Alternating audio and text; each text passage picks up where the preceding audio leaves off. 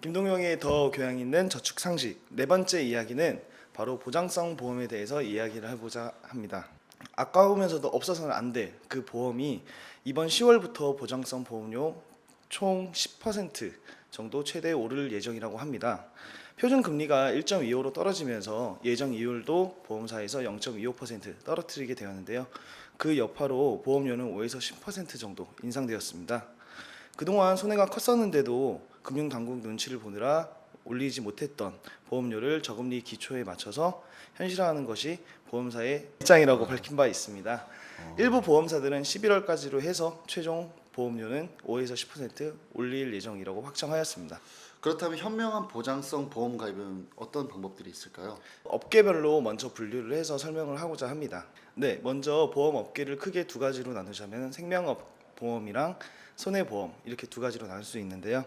생명보험은 계약 당시 약정한 사망보험금, 입원비, 수술비, 암 등 정액으로 보장받는 보험이고, 손해보험은 병원에서 치료받는 치료비를 비례하여 보상해주는 보험이라고 생각하시면 될 것 같습니다. 물론 회사마다 상품 차이는 있겠지만 대표적으로 정액 보상과 비례 보상 이렇게 두 가지로 구분할 수 있습니다. 혹시 그 외에도 차이가 있다면 어떤 점이 있을까요? 가장 기본적으로 생명보험은 보장 범위도 크다 보니 비쌉니다. 그리고 손해보험은 비교적 저렴하고요.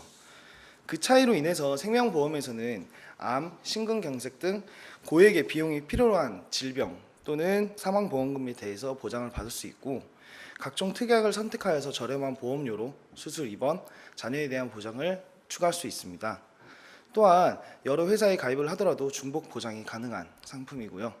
반면 손해보험은 병원 치료비의 80%를 실손 보장해주며 고액의 보장금이 필요한 질병이나 사망보험금에 대한 보장이 부족하지만 여러 회사에 가입을 해도 중복 보장이 되지 않습니다. 두 번째, 피해야 할 보험에 대해서 그것을 확인해 보는 것을 추천해 드립니다. 대표적으로 통합보험을 저는 추천해 드리고 싶지가 않습니다. 통합보험의 경우 실손의료비와 생명보험이 모두 합쳐져 있는 보험을 말하는데, 이 경우 실손의료비의 갱신 폭이 1년 단위로 유지가 되면서 생명보험료까지 같이 올라가게 되어 현재에는 금액이 크지 않지만 이후 점차 금액이 너무 무리하게 커지는 경우가 있습니다. 그래서 통합보험은 추천해드리지 않습니다. 제가 방금 말씀드렸던 갱신폭이라는 개념은, 먼저 갱신보험은 매년 또는 약정된 기간마다 이렇게 금액이 환산되어서 오르는 것을 말씀하는 거고요. 그다음에 비갱신은 처음부터는 비싸지만은 변경 폭이 없이 유지되는 것을 비갱신 보험이라고 얘기를 합니다. 무엇이 좋다고 확실하게 말할 수는 없지만은 현재 소득에 맞게 적은 금액을 내다가 이후 여유 있는 금액이 생겼을 때 보장 폭을 넓히고 금액도 올라가는 갱신형 상품을 가입을 하셔도 되고, 변함이 없는 것을 유지하시는 것을 원하신다면은 비갱신 상품을 추천해 드립니다. 기본적으로 보험료를 냈으면은 보험비를 받아야겠죠. 보험료를 내는 방법에 대해서 확인해 보시는 것을 추천해 드립니다. 보통 가입 당시 담당하는 설계사가 존재하는데, 가장 쉬운 방법은 설계사에게 입원이나 수술을 하시는 경우 또는 진단을 받는 경우 바로 연락을 드려서 보험금 청구를 부탁드리는 방법입니다. 두 번째로는 최근 담당 회사마다 어플로 신청할 수 있는 방법이 생겼는데요. 실손 의료비의 경우 일상에서 가장 많이 활용하는 보험이기 때문에 대부분의 상품들이 어플과 연동되어서 신청할 수 있도록 설치를 되었습니다. 세 번째로 보험사에 돈을 받는 방법을 알아야 합니다.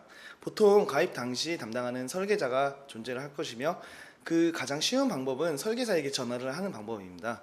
전화를 해서 현재 상황과 병명을 말을 해주면 설계사는 진행을 다 도와줄 것입니다.